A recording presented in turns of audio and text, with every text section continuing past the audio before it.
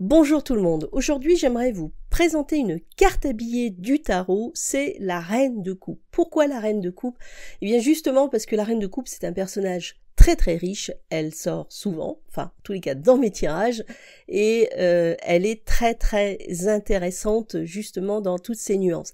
Donc c'est ce que nous allons découvrir maintenant. Bonjour, je suis Sam, fondatrice du site lechariot.com. Si vous êtes nouveau sur cette chaîne, s'il vous plaît, abonnez-vous pour recevoir mes nouvelles vidéos quand elles sortent, commentez, likez mes vidéos.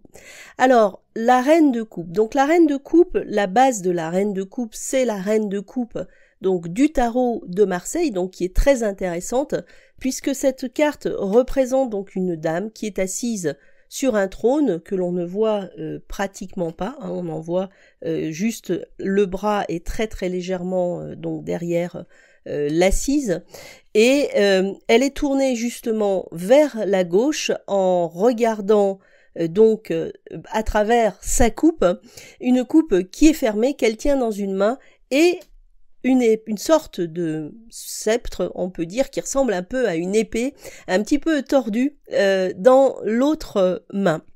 Donc cette carte est intéressante parce que justement la coupe renferme en général les émotions et le sceptre ici ressemble un petit peu à une épée, mais pas tout à fait droite. Donc nous allons essayer de décortiquer ça maintenant pour mieux comprendre justement cette reine. Dans le Rider-Waite, ce qui est intéressant, c'est que la Reine de Coupe se présente avec une coupe fermée qu'elle tient avec ses deux mains comme cela, et il n'y a plus ce sceptre de l'autre côté. Et ici, avec le Rider-Waite, on a l'impression qu'elle est en train de nous offrir cette coupe. Cette coupe, évidemment, a des symboles de lune qui sont également une idée de réceptivité. Elle est au bord de l'eau également, avec cette idée de flux et d'émotion. Donc tous ces symboles marins sur la carte du Rider-Waite indiquent la connexion à l'inconscient, aux émotions et évidemment à l'intuition. Le ciel est bleu, son état d'esprit est clair et dégagé. Donc nous avons ici deux facettes d'une même reine qui sont intéressantes à analyser. Les significations de la Reine de Coupe justement en pour. Alors, la Reine de Coupe en pour, on pourra dire que c'est un personnage qui est particulièrement chaleureux, qui est aimant, on l'imagine pleine de compassion, de sensibilité, bref, donc tout cool en elle, une merveilleuse épouse, une mère aimante, donc elle sait aimer, elle sait protéger également, mais ce qui est intéressant aussi, c'est la deuxième facette, c'est que elle ne se livre pas, elle se protège beaucoup, et c'est pour cela que la coupe est fermée, justement. Et ça, c'est très intéressant parce que elle semble vouloir vivre dans un univers émotionnel de sécurité. Alors évidemment, la Reine de Coupe, comme tous les personnages de coupe, va avoir une connexion au niveau émotionnel. Donc ça, c'est ce qui compte le plus pour elle, ce sont les émotions, tout le reste, elle connaît pas trop. Elle est donc féconde et attentionnée, mais elle est beaucoup plus passive, par exemple, que la Reine de Bâton ou même la Reine de Denier, bien évidemment. Néanmoins, malgré cette distance donc de coupe fermée, une fois que les personnes arrivent à rentrer dans leur sphère, c'est-à-dire que elle arrive à se sentir en confiance, sécurisée, eh bien, elle sera à ce moment-là très agréable comme personne, une excellente, merveilleuse amie, et ainsi de suite. Donc en fait, ce qui est intéressant avec la Reine de Coupe, c'est de comprendre qu'il y a une certaine barrière à dépasser avant de l'atteindre. De même, donc, on peut dire que c'est une personne donc qui a des grandes capacités intuitives, donc elle est également très réceptive, ce qui va faire qu'elle sera très à l'aise dans les métiers de conseil, dans les métiers d'aide, dans les métiers concernant la psychologie, en tous les cas tous les métiers en relation avec le psychisme ou justement ce qu'on peut apporter aux autres.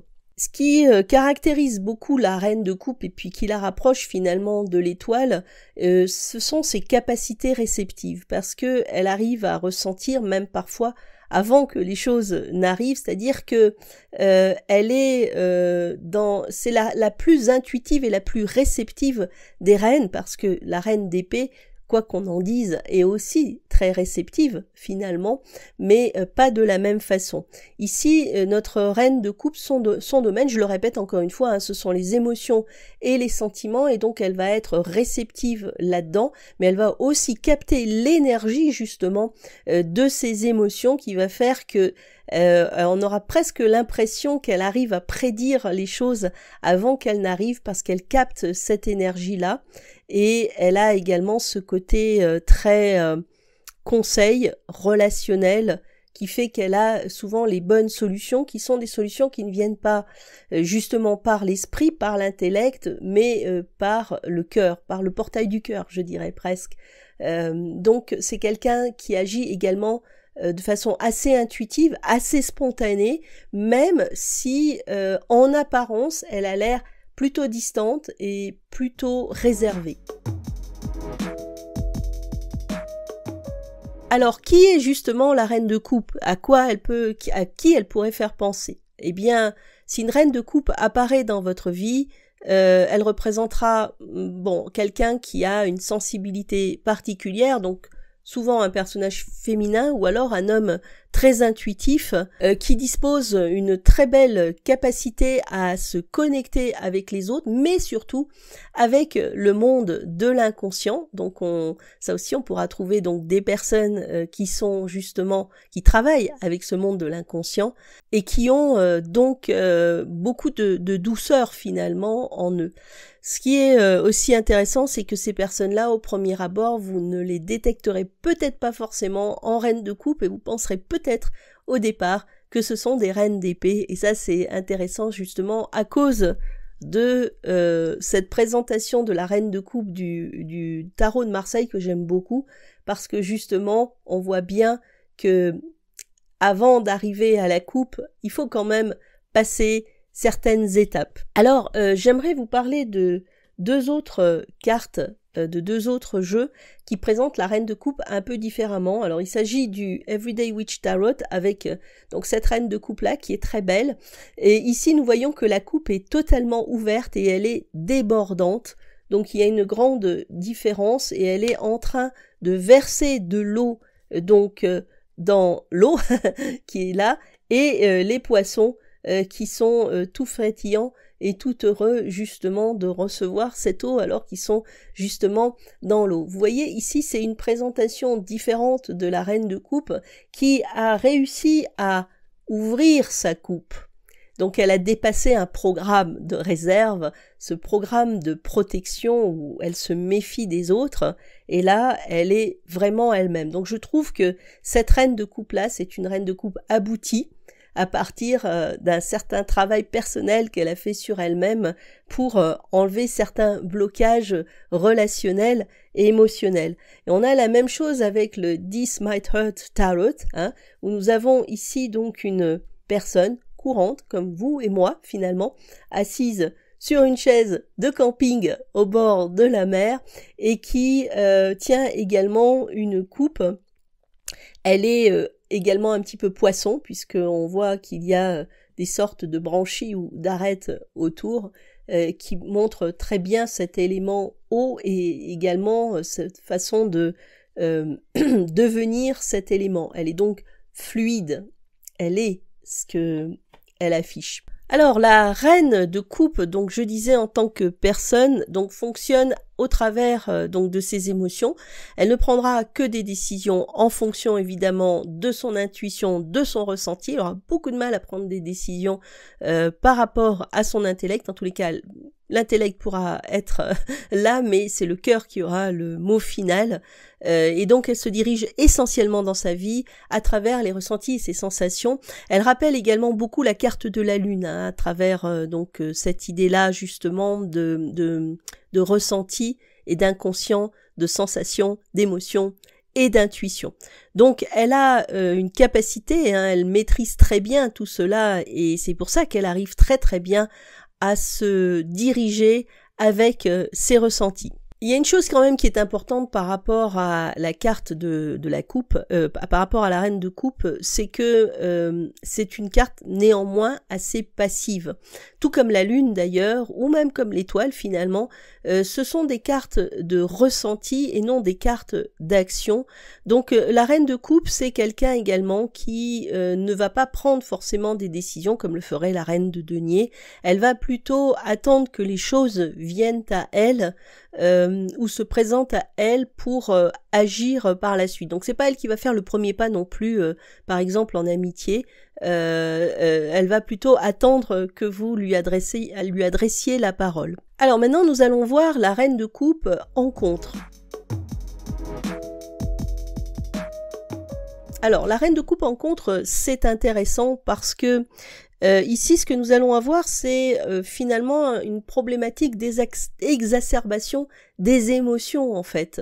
C'est-à-dire que trop d'émotions crée un blocage, tout simplement. Et donc, du coup, c'est une reine de coupe en contre, c'est quelqu'un qui souffre de dépendance affective, par exemple, qui n'a pas suffisamment d'amour en elle. Par exemple, sa coupe, là, elle est fermée, mais en plus, elle est vide. Et donc du coup, elle a besoin que les autres lui remplissent sa coupe, et là du coup, elle est dans une forme de dépendance, et elle peut aussi avoir des blocages émotionnels parce que la coupe est tellement fermée, tellement fermée, eh bien qu'elle n'arrive pas à faire sortir ses émotions, elle n'arrive pas à communiquer, donc elle a plus de ressenti, elle a plus d'intuition, elle est perdue, parce que définition première justement, c'est d'avoir des émotions et c'est d'être dans les ressentis. Et donc du coup, cette reine de coupe à l'envers suggérera évidemment une forte insatisfaction dans la vie affective parce que justement, il y a une déconnexion avec le monde émotionnel. Donc du coup, ça devient un monde insatisfaisant puisqu'Anthony Robbins disait à juste titre que la qualité de ta vie dépend de la qualité de tes émotions, et c'est vrai. Donc une vie sans émotion, ou alors on n'arrive pas à se connecter à ses émotions, eh bien c'est une vie monotone, insatisfaisante, et finalement où on est un petit peu perdu et on s'ennuie.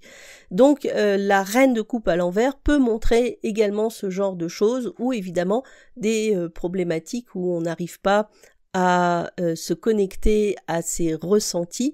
Donc du coup, la personne est dans une forme de stress et d'angoisse permanente et se retrouve finalement au niveau du 9 d'épée. Et quelque chose d'intéressant également avec la reine de coupe en contre, c'est que les émotions, ça doit être quelque chose de fluide. Alors ce qu'on voit par exemple ici dans cette carte, c'est que les émotions elles coulent, vous voyez, donc c'est fluide, il y a un échange, ça tombe, etc. À partir du moment où la reine de coupe est en contre, donc il y a cette coupure justement dans cette fluidité, et donc du coup la reine de coupe ici, elle devient instable émotionnellement, parce que justement il y a des ruptures. Donc elle va passer, elle sera d'humeur changeante en fait, ou elle sera très renfermée, et on se dira oh là là c'est une papesse. Ben non, c'est une reine de coupe en contre.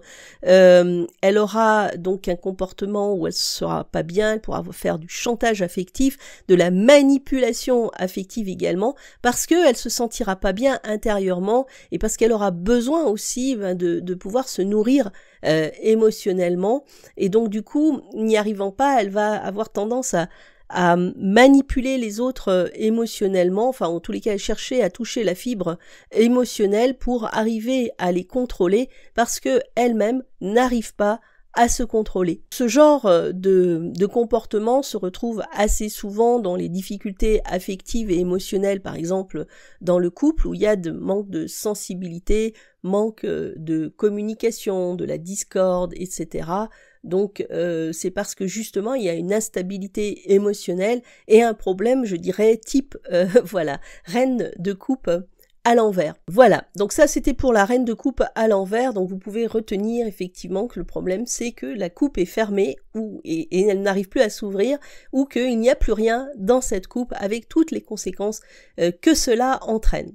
Donc en résumé, on peut dire que la reine de coupe c'est une carte qui parle d'émotion, mais également d'interconnexion, parce que nous sommes quand même dans les couples, donc ça c'est très important. C'est une carte qui se rapproche beaucoup de cartes majeures comme par exemple la lune ou l'étoile, donc c'est une carte qui est quand même très douce, qui est très dans la réceptivité, très dans l'intuition. Elle représente donc essentiellement le monde des émotions. N'attendez pas d'une reine de coupe qu'elle prenne des décisions, hein, ça c'est aussi important. Elle fonctionnera beaucoup également par les synchronicités et puis par la petite voix qui est en elle. Mais ce qui est formidable avec la reine de coupe, c'est que c'est vraiment une personne bienveillante, avenante quand elle est bien dans sa peau et qu'elle vit véritablement bien son état justement de reine de coupe. Voilà. J'espère que ce petit topo sur la reine de coupe vous a aidé à mieux comprendre cette carte. Je vous remercie de m'avoir écouté et je vous dis à très bientôt dans une prochaine vidéo. Au revoir.